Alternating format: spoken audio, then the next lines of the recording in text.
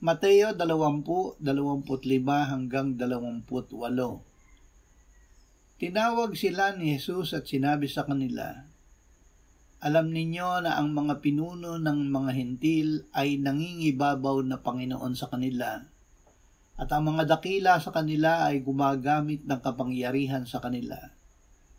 Hindi maaaring magkagayon sa inyo, kundi ang sino man sa inyo na nagdanais maging dakila ay kailangang maging lingkod ninyo. At sino man sa inyo na nagdanais na maging una ay kailangang maging alipin ninyo, kung paanong ang anak ng tao ay naparito, hindi upang paglingkuran, kundi upang maglingkod, at upang ibigay ang kanyang buhay na pantubos sa marami." Buhay na pantubos.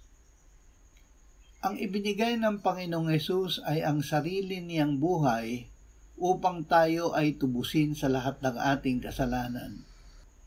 Tayo ay tinubos hindi ng mga bagay na nasisira tulad ng pilak o ginto, kundi ng mahal na dugo ni Kristo, ang kordero ng Diyos na walang kapintasan at walang dungis.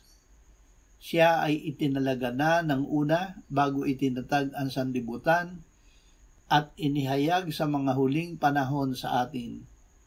Sa pamamagitan niya ay nanampalataya tayo sa Diyos na bumuhay sa Kanya mula sa mga patay at nagbigay sa Kanya ng kaluwalhatian, kaya't ang ating pag-asa ay nasa Diyos.